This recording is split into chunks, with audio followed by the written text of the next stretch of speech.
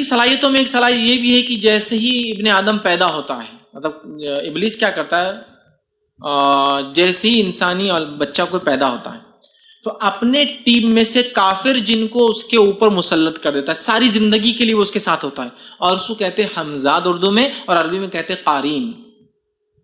لیکن ہر قارین اپنے اس آدمی پر حاوی نہیں ہو سکتا، لیکن جو کافر ہوتے ہیں ان پر حاوی ہو جاتا ہے وہ، لیکن مومنوں پہ حاوی نہیں ہو سکتا۔ مومنوں کیا کرتے ہیں معلوم، خالی وہ خسفساتا ہے، وساوس، ایسا کر لو ویسا کر لو، ابھی بیٹھ جاؤ، 4 بال باقی ہے پھر نماز کو جانا، ابھی تھوڑا سو جاؤ، فجر کو 10 منٹ باقی ہے، آدھے گھنٹے پہلے اذان ہو جاتی فجر کی، تو ابھی فلاں ہے تھوڑا رک جاؤ، سمجھ رہے ہو، وساوس۔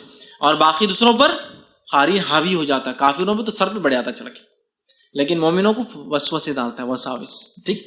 تو قارین، تو وہ کیا کرتا ہے، اپنے کافر جنوں میں سے ایک قارین کو اپوائنٹ کر دیتا ہے، ایک جن کو، وہ ساری زندگی اس کے ساتھ رہتا ہے۔ اب اس بات کو بھی یاد رکھیے، یہ بعد میں جادو میں کام آئیں گی، یا اس بات کو آپ یہاں بھی یاد رکھ سکتے ہیں کہ ایک جناب یہاں انتقال ہو کے 2 سال ہوگا، لیکن میرے کو حج میں ملے 2 سال بعد۔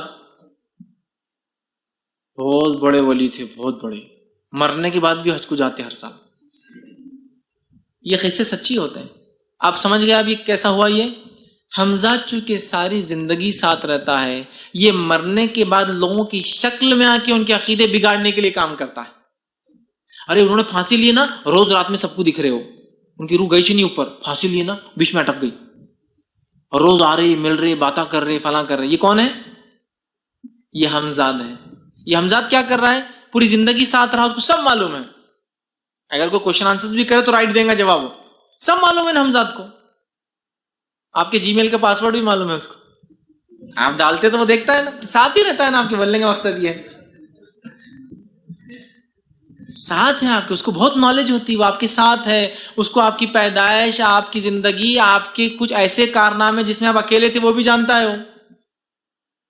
بہت سی بار ہوتا ہے نا، بہت سارے انسان کچھ گناہ کرتے ہیں، لیکن وہ گناہ کرنے کا بہت جلدی پکڑے بھی جاتے ہیں، حالانکہ کسی نے نہیں دیکھا ہوتا ہے۔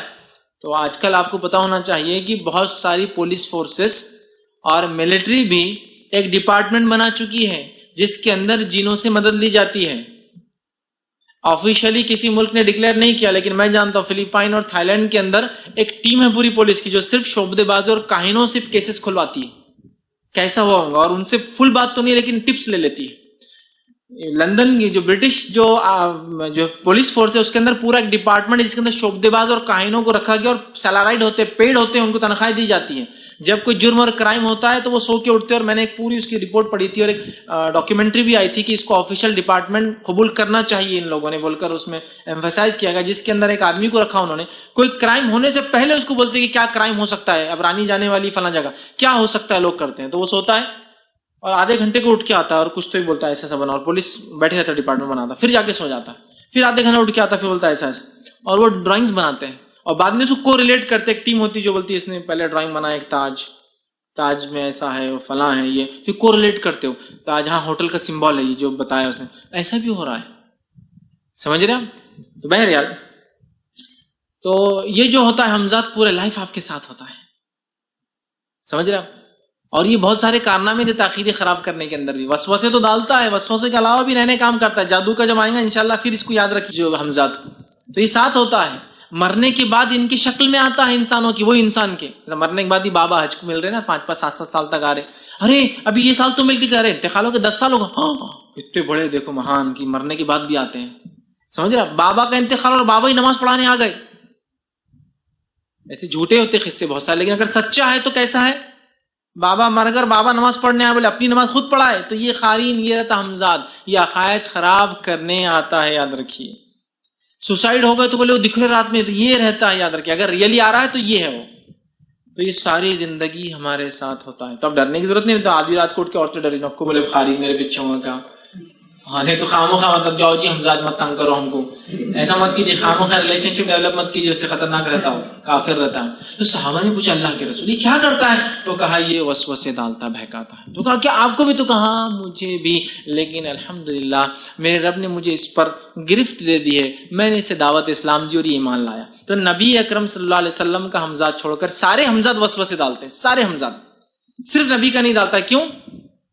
اس لیے کہ نبی کے حمزاد پہ اللہ نے نبی کو تقویت دے دی تھی اور وہ ایمان لے آیا تھا، مسلمان ہو گیا تھا، لیکن ہم سب کا کیا ہے؟ کافر ہے، یاد رکھیے۔